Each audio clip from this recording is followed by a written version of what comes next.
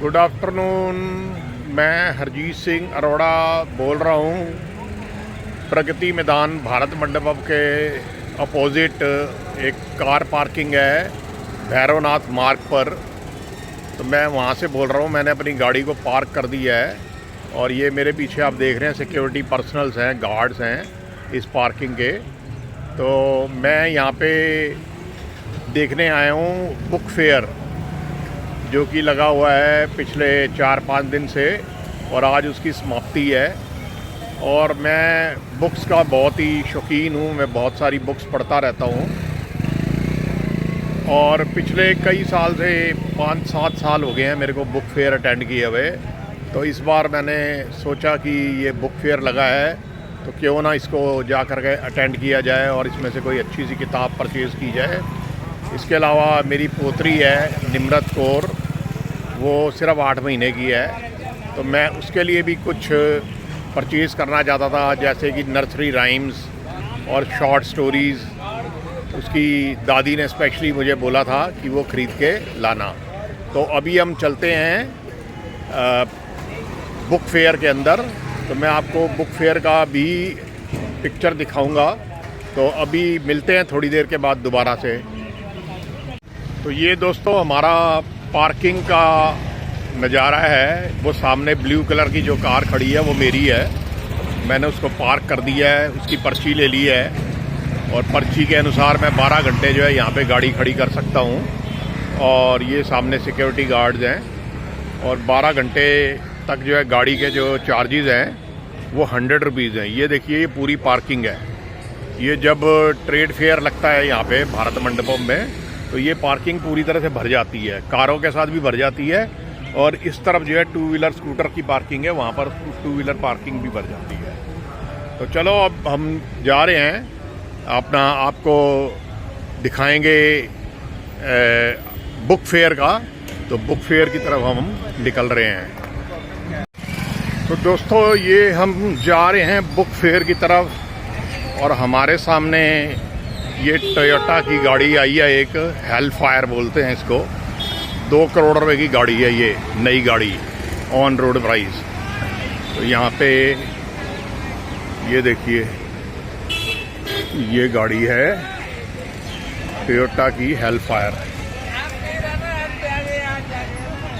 ये देखिए well fire, इस गाड़ी का नाम वेलफेयर फायर है। तो ये वेल फायर गाड़ी है।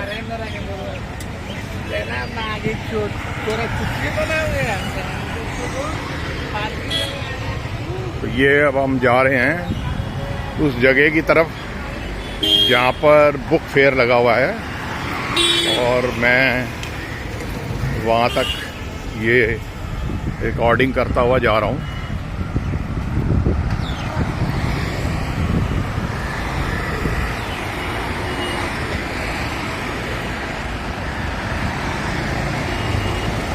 दोस्तों हमें अपनी लाइफ में एक हैबिट अपनानी चाहिए कि हमें बुक्स पढ़नी चाहिए।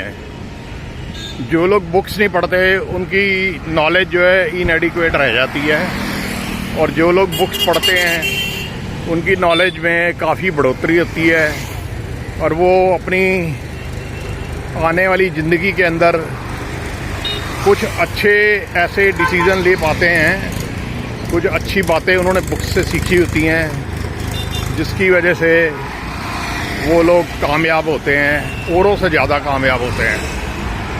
तो अब हम जो है ये देखो ट्रैफिक आ रहा है और हम ये इस तरफ जा रहे हैं।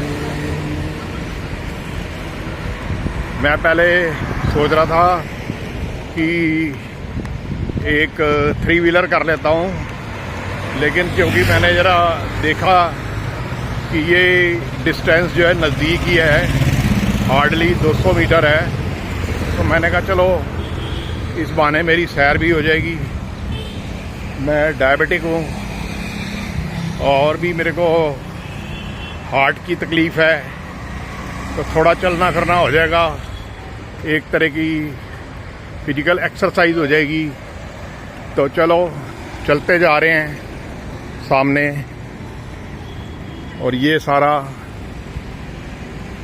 प्रगति मैदान का एरिया है। ये देखिए सामने प्रगति मैदान की पार्किंग बनी हुई है इधर, ये इस तरफ सामने ये देखिए कारें ही कारें खड़ी हैं। तो हम जा रहे हैं बुक फेयर की तरफ। तो अभी मैं आपको दिखाता हूँ कि बुक फेयर का बोर्ड लगा हुआ है। बुक फेयर जाने का रास्ता भी इधर से ही है। पहले एक पीछे एक रास्ता रह गया है, गेट रह गया है। ज़्यादातर जो है फेयर जो लगते हैं उसकी एंट्री वहाँ से होती है, लेकिन इस फेयर की एंट्री ये इनका गेट नंबर 1 है।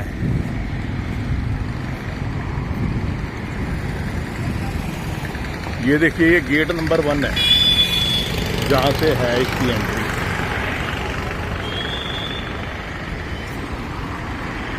ये देखिए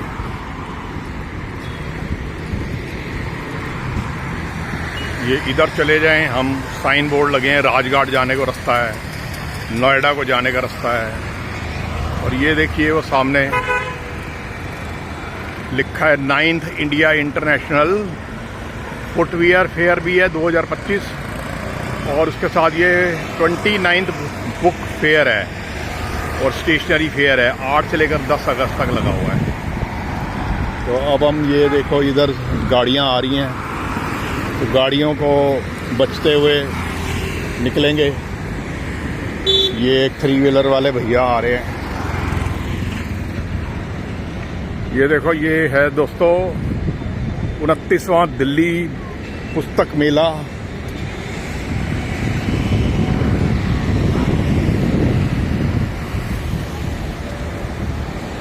अब ये भैया से पूछते हैं जरा जाके कि यहाँ पे कहाँ पे एंट्री है, एंट्री होगी भी कि नहीं होगी यहाँ पे।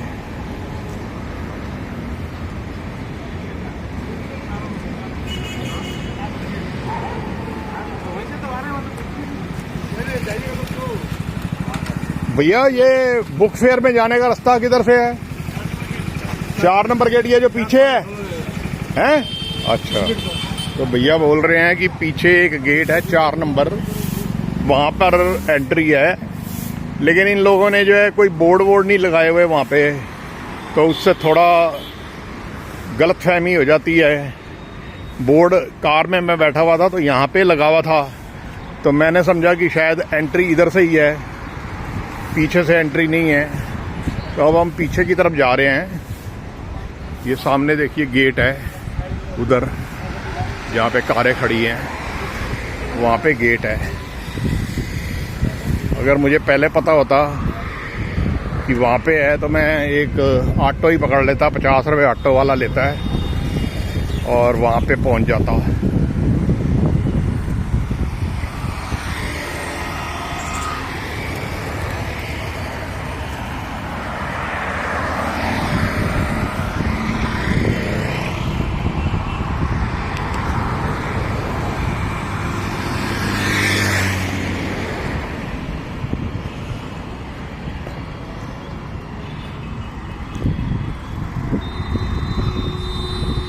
ये हम चले जा रहे हैं। रास्ते में अब जो है ये उबर ओला की गाड़ियां आ रही हैं, पार्क की हुई हैं। कोई उत्तर प्रदेश की है, कोई यूपी की है, कोई हरियाणा की है, कोई और बाहर से आती हैं स्टेटों से गाड़ियां। तो ये हम अब जा रहे हैं, पहुंचने वाले हैं। दिखाते हैं वहाँ पे कि कोई उन्होंने बोर्ड लगाया है नहीं लगाया। एक और इंटरेस्टिंग बात यह है कि ये 4 नंबर गेट जहाँ से एंट्री होनी है, यहाँ पर ये ऑटो वाले बहुत खड़े होते हैं। तो अभी आपको दिखाते हैं। अभी तो हम काफ़ी दूर हैं। ये देखिए ऑटो वाले खड़े हुए हैं बहुत सारे।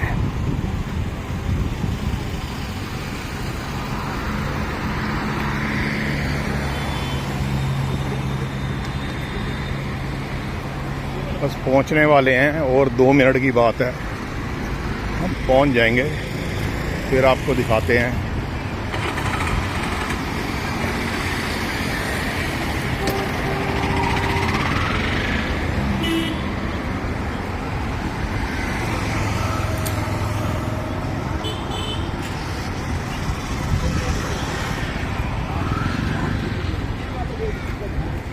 ये राष्ट्रीय विज्ञान केंद्र है, लेकिन एंट्री शायद यहाँ से नहीं है। ये बुक फेयर की एंट्री कहाँ से है?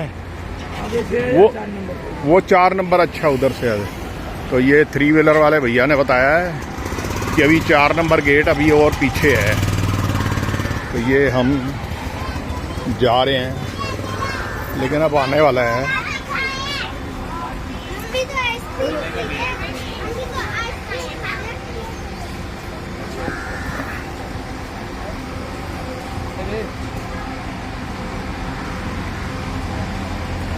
ये देखो टूरिस्ट बसें आई हुई हैं। ये टूरिस्ट बसें ये विज्ञान केंद्र पर जो है आई हैं। बहुत सारे स्टूडेंट्स हैं।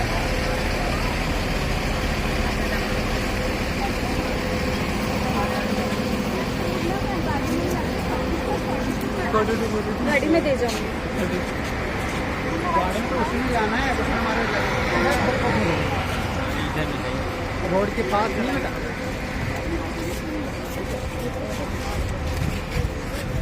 ये चलते जा रहे हैं,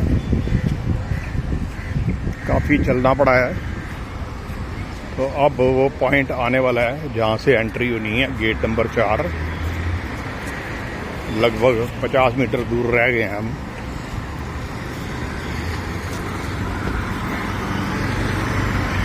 ये देखो दोस्तों, ये फुहारा है गेट नंबर 4 के सामने। ये देखो, आपको नज़र आ रहा होगा।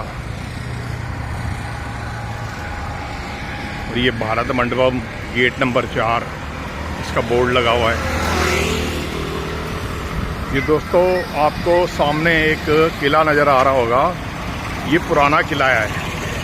इस पुराने किले के साथ में चिड़ियाघर है दिल्ली का। तो ये हम आ गए हैं अब दिल्ली पुस्तक मेला में, और ये गेट नंबर 4 है। देखिए, ये गेट नंबर 4 भारत मंडपम। तो ये यहाँ से हम एंट्री ले रहे हैं। तो एंट्री लेने के बाद हम पहुँचेंगे उस पेविलियन में जहाँ पर फेयर लगा हुआ है। फिर मैं आपको पेविलियन की पिक्चर भेजूंगा, दिखाऊंगा कि कैसी है अंदर की रौनक मेला। तो अभी फ़िलहाल इसको शूट को बंद करते हैं और फिर दोबारा मिलेंगे आपसे। तो दोस्तों, एंटर हो गए हैं सिक्योरिटी चेकअप के बाद। और ये देखो, ये इधर भी हॉल है, बहुत सारे अंदर एग्जीबिटर्स लग जाते हैं, और इस तरफ भी जो है हॉल है।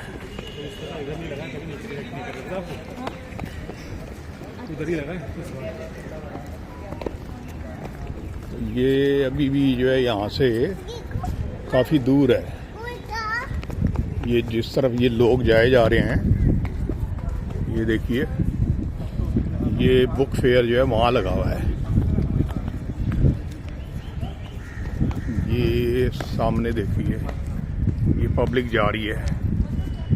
सैकड़ों लोग हैं जो जा रहे हैं। ये हॉल 12 और 12A ऐसे है जिनके अंदर ये लगा हुआ है। ये सामने देखो, हॉलों के बारे में इंडिकेशन है। 8 से लेकर 11 इधर है। तो जब 11 इधर है तो 12 भी इधर ही होगा। तो 12 और 12A ये 2 हॉल जो है मैंने पढ़े थे गूगल पे कि जहाँ पे बुक फेयर लगा हुआ है। लेकिन यहाँ से भी चलना जो है ना, कोई इजी नहीं है। ये यहाँ से करीब 300 मीटर दूर है, जो ये सामने नज़र आ रहा है आपको। 300 मीटर पैदल चलना है, फिर शायद आप उन हालों तक पहुँच पाओगे या अभी और भी चलना पड़ेगा आपको।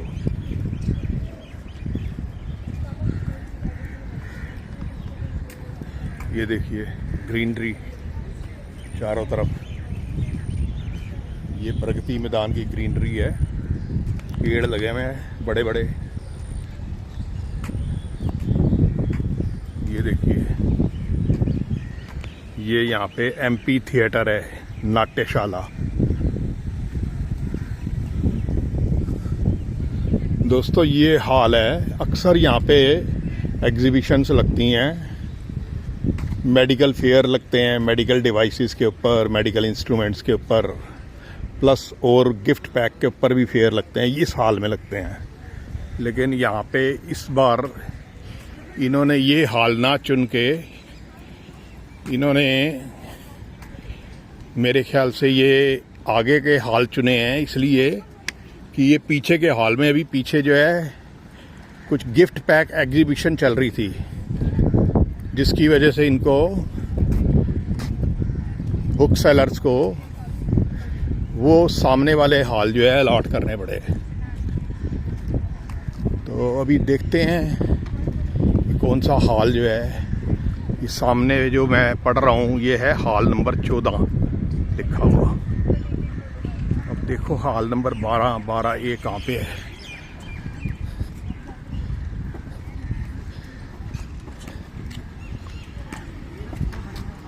ये दिल्ली पुस्तक मेला कहाँ पे लगा हुआ है? Straight sir, straight sir, straight? एकदम straight. Okay okay, thank you. एज 14 के पास ठीक है, निकल जाइएगा। ठीक है, थैंक यू।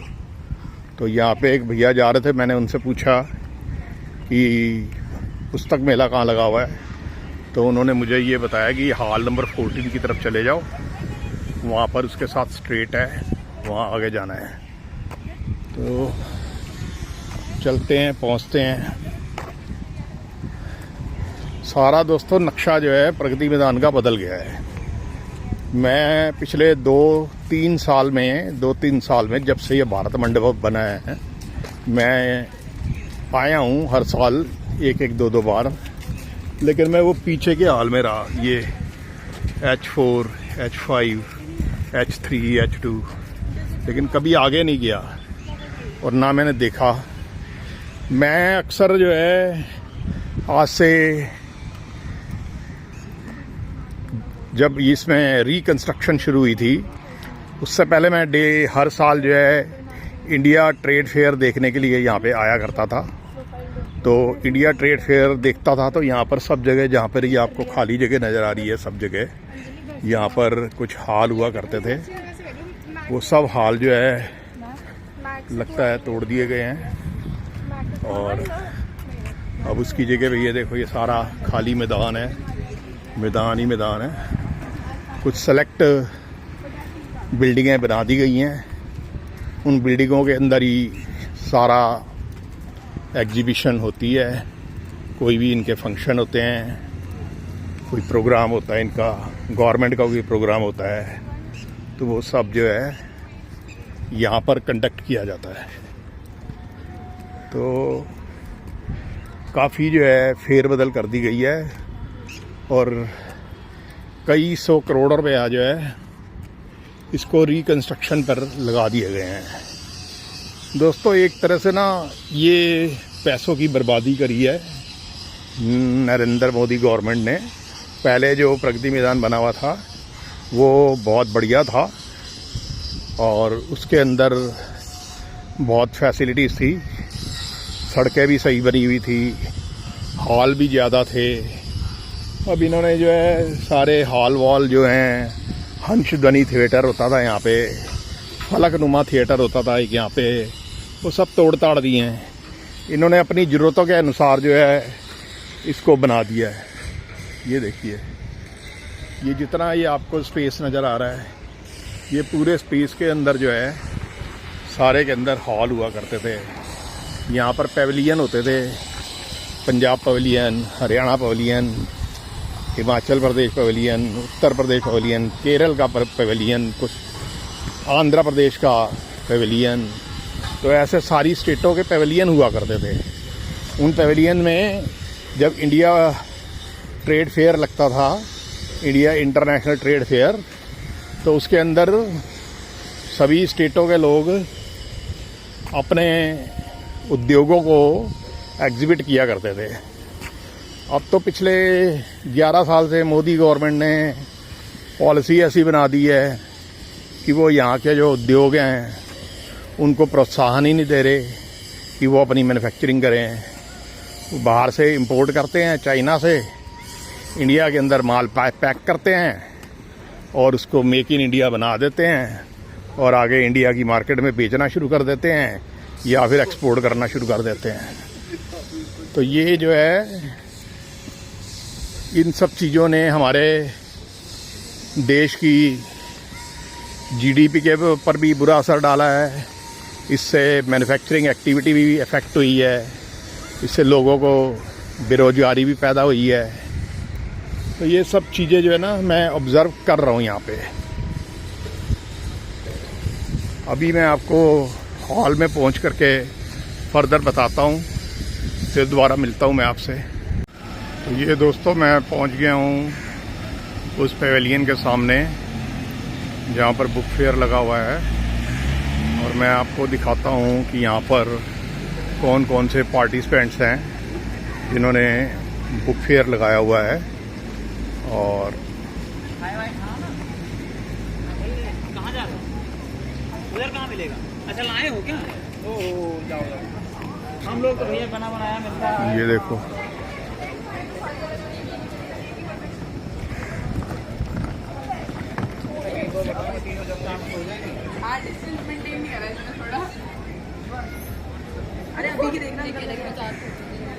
ये देखिए, ये सामने लिस्ट लगी हुई है उन पब्लिशर्स की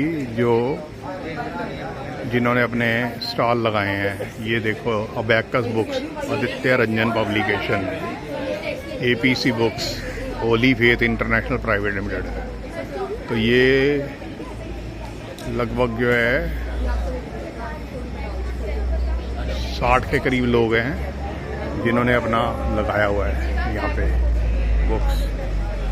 ये हम आपको दिखाते हैं और अंदर जाके कि क्या क्या है यहाँ। तो ये दोस्तों अंदर का नज़ारा है एग्जीबिशन हॉल का। ये देखो, ये स्टॉल हैं। इन स्टॉल के अंदर जो है एग्जीबिशन लगी हुई है बुक्स की। ये आप देखिए, अभी मैं आपको और भी दिखाऊंगा। थोड़ी देर के बाद जो है क्लिप्स बनाऊंगा कि कितने यहाँ पे कौन कौन सी किताबें लगी हुई हैं, कुछ इसके बारे में आइडिया दूंगा कि किस थीम के ऊपर किताबें बनी हुई हैं, ये भी मैं आपको बताऊंगा। तो दोबारा मिलता हूँ मैं आपसे। ये दोस्तों, हॉल के अंदर मैं आ गया हूँ स्टेज के पास हो। और आप ये देखो, चारों तरफ बुक फेयर लगा हुआ है, बहुत सारे एग्जीबिटर स्टॉल लगे हुए हैं। ये देखो, और यहाँ पर जो है एक कॉन्फ्रेंस भी होने वाली है, गैदरिंग इकट्ठी हुई पड़ी है। ये देखो, ये देखो, ये यहाँ पे बहुत सारे लोग इकट्ठे हुए पड़े हैं सुनने के लिए। तो ये देखिए, सामने और भी बहुत सारे एग्जीबिटर्स आए हुए हैं।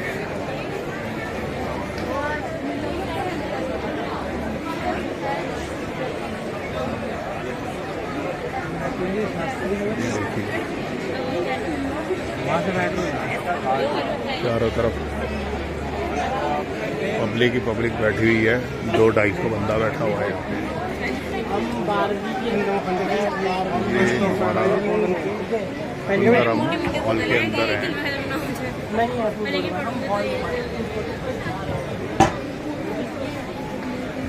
ये देखिए, ये यहाँ पे मदान बुक कलेक्शन है, आगे भी बहुत है, लाइन लगी हुई है इनकी।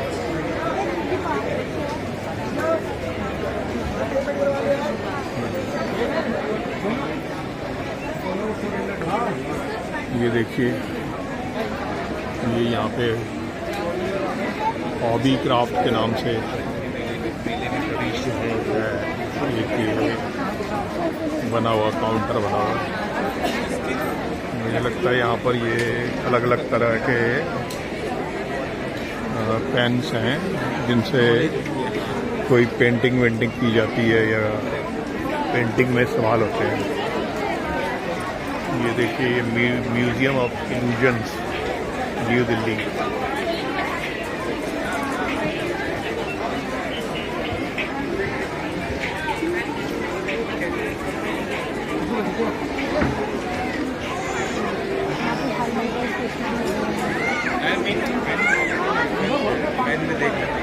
ये आप एग्जीबिशन के अंदर हैं इस समय।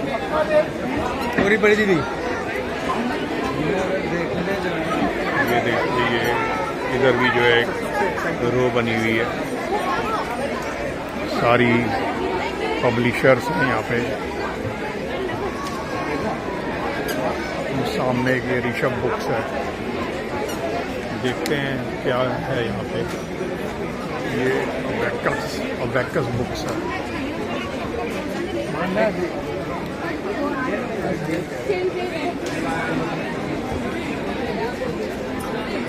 अभी मैं आपसे दोबारा बाद में मिलता हूँ।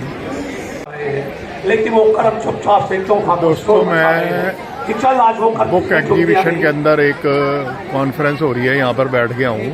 मेरा दोस्त है, आगे का तो मुझे कहता है कि गणेश भाई ये काम नहीं स्पीकर होगा। की आवाज़ सुनाता हूँ आपको मैं। कि गणेश भाई ये काम नहीं होगा, तो मैं कहता हूँ तू भी तो हुआ है यार, जब तू हो गया तो काम भी हो जाएगा। कहता गणेश भाई जिंदगी में कुछ हो नहीं रहा, बड़ी मेहनत कर रहा हूँ।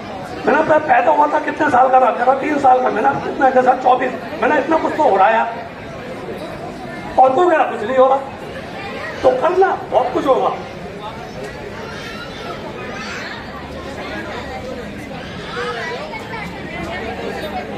सर मैं आपकी दरख्वास्त चाहूंगा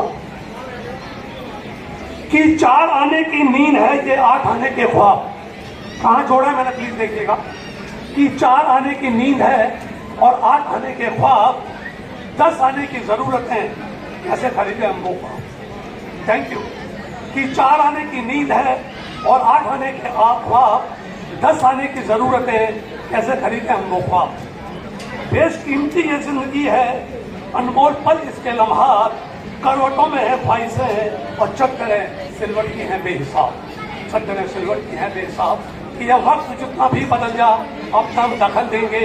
अगर मिल गया सही वक्त पर तो तुझको भी बदल देंगे, तो तुझको भी बदल देंगे। ये ख्वाहिशें हैं। मैं कल आया तो मैंने यहाँ कॉन्टेक्ट किया, जहाँ मंच देखता हूँ मेरे अंदर की कहानी हिल जाती है, कुछ करके जाऊँगा। मेरी बेटी के साथ आएगा तो मैंने बात की, उन्होंने कहा कल आइए आप। तो हमारी ख्वाहिशें हैं, तो उसके लिए बोला है कि जरूरी नहीं ये चंद सांसें ही धड़कती रहे जीने के लिए। गौर फरमाइएगा कि जरूरी नहीं ये चंद सांसें ही धड़कती रहे जीने के लिए। तेरी ये चंद ख्वाहिशें भी इस दिल को धड़का सकती है। तेरी ये चंद ख्वाहिशें भी इस दिल को धड़का। तो ये ख्वाहिशें इनका चिंता लो।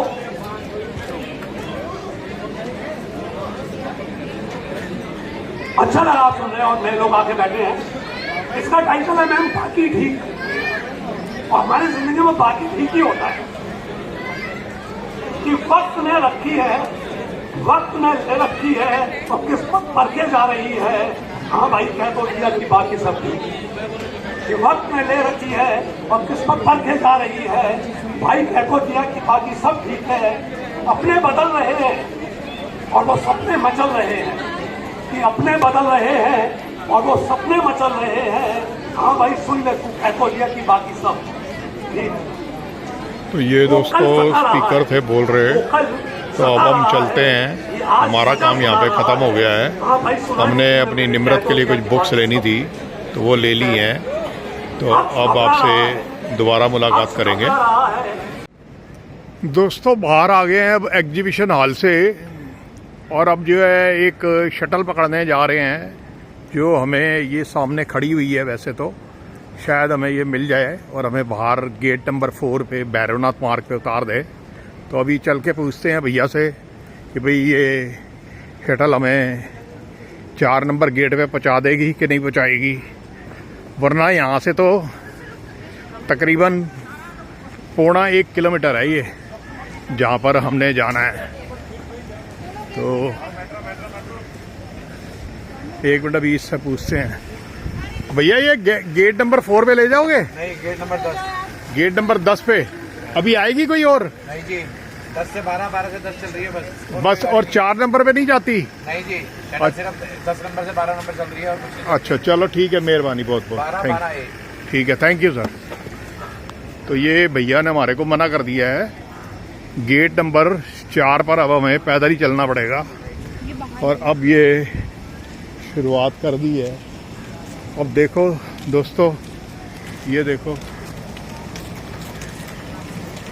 या तो कोई गाड़ी मिल जाए, उस गाड़ी से लिफ्ट लेके जो है बंदा चला जाता है।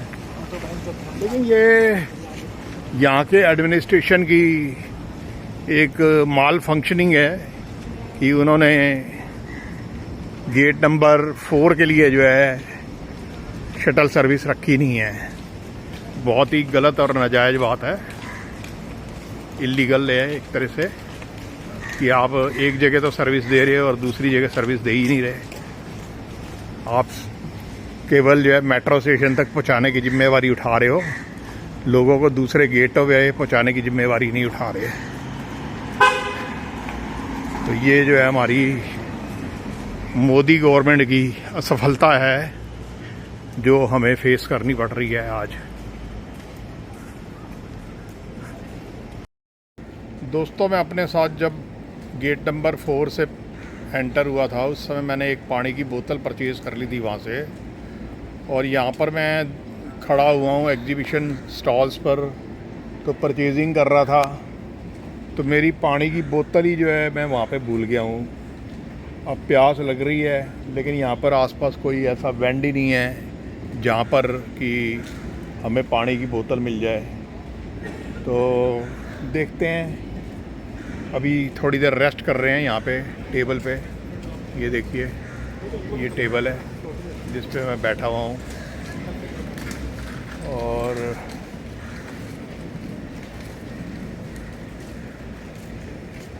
ये देखो पब्लिक आ रही है जा रही है।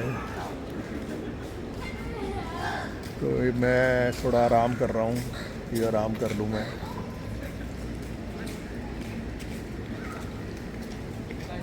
ये देखिए, ये पब्लिक आ रही है जा रही है।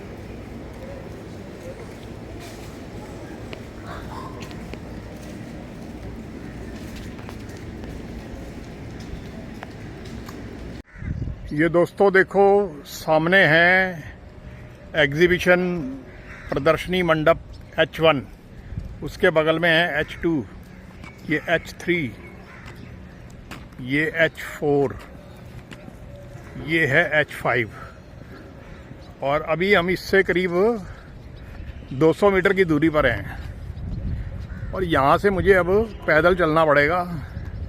कोई सर्विस नहीं है इनकी, शटल सर्विस जो ये भैरवनाथ मार्ग तक जो है टूरिस्ट जो आते हैं यहाँ पे, विजिटर्स जो आते हैं, उनको छोड़ सके।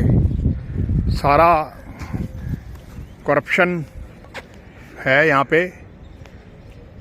ये सब जो है करप्ट प्रैक्टिसेस के बारे में बताता है कि हमारी गवर्नमेंट जो है कितनी करप्ट है। उसे जो है पब्लिक की कोई परवाह नहीं है।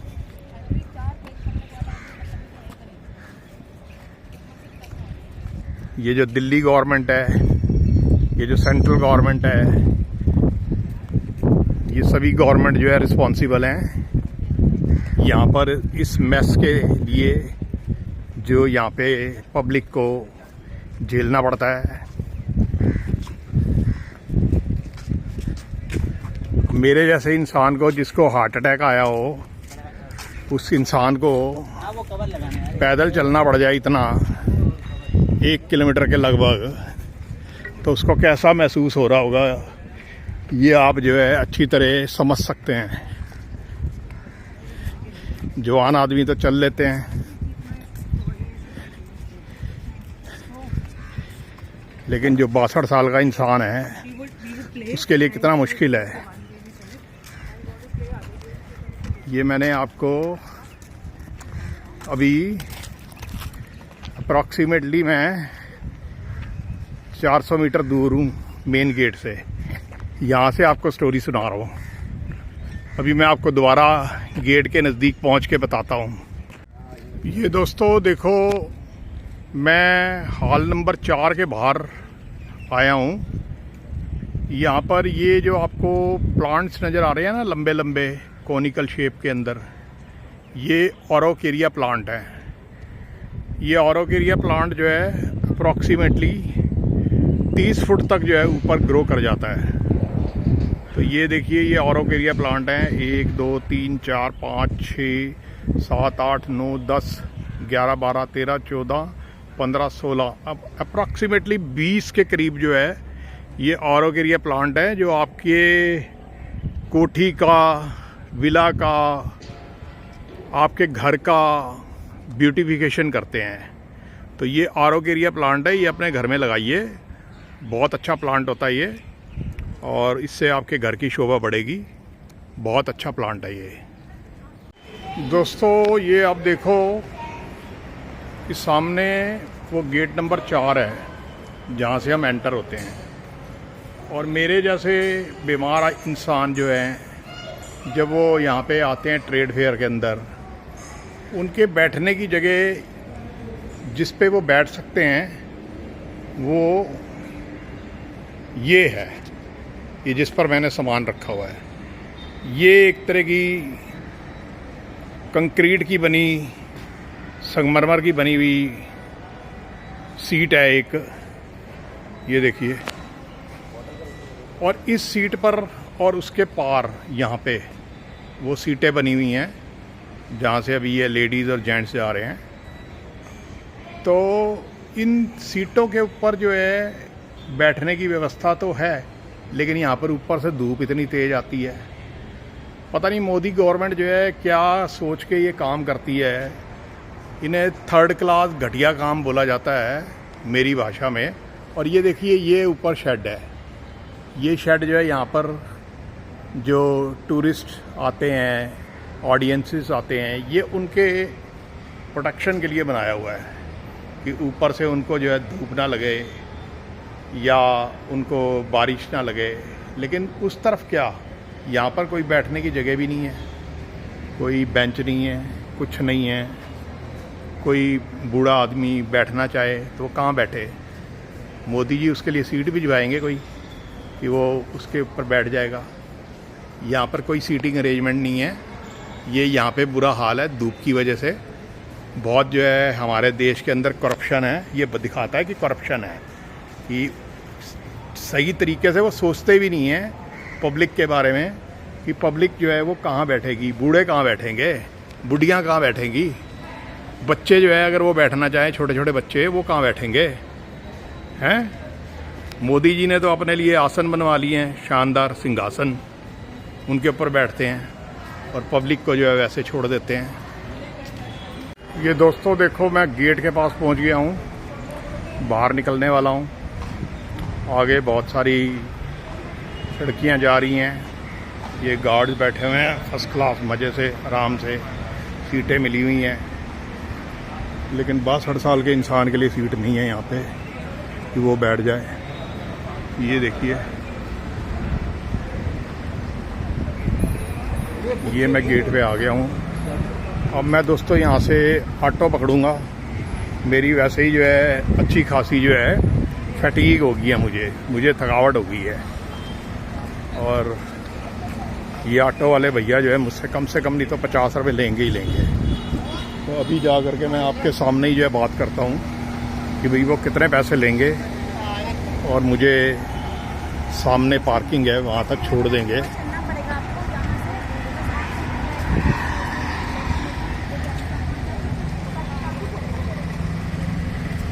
ये मैं जो है एक ऑटो वाले से बात करने जा रहा हूँ। ये सामने देखो पुराना किला है। अरे भैया, ये सामने जो भैरवनाथ मार्ग की पार्किंग है, कार पार्किंग, वहाँ तक छोड़ना है, कितने पैसे लेगा? कार पार्किंग का? हाँ हाँ, वही पार्किंग के बाहर उतारना मुझे। अब जी मैं तो ऑनलाइन चलता हूँ। 4000। हाँ, ये यहाँ से आगे से घूम के उधर जाना पड़ेगा। 50 रुपये होगी। चलो ठीक है, फिर 50 रुपये में छोड़ दो। तो ये हमने 50 रुपये में इनको कर लिया है। चलो आप ये मैं आपको साथ साथ में भैया चलेंगे तो आपको मैं दिखाऊंगा कितनी देर लगती है। मुश्किल से 2 या 3 मिनट लगेंगे पहुंचने में, लेकिन पैदल चलने से जो है एक 62 साल के इंसान को जिसको हार्ट अटैक आया हो उसको बहुत दिक्कत होती है। पहले जब मेरे को हार्ट अटैक नहीं था तो उस समय मैं काफ़ी पैदल चल लेता था। ये देखिए, ये बहुत सारे ऑटो खड़े हुए हैं।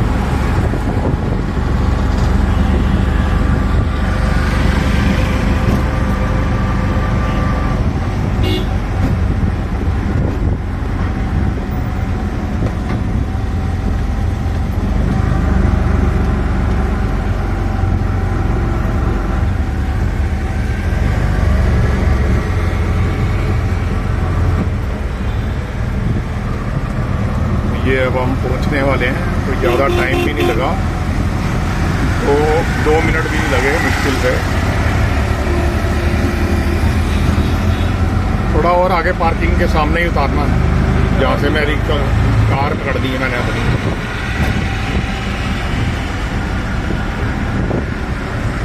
ये दोस्तों ने 50 रुपये में किया था, थोड़ा और आगे ले ले, ऐसे ही अंदर ले ले, इधर इधर इधर बेटे इधर, हाँ बस यहीं तक ही कर ले।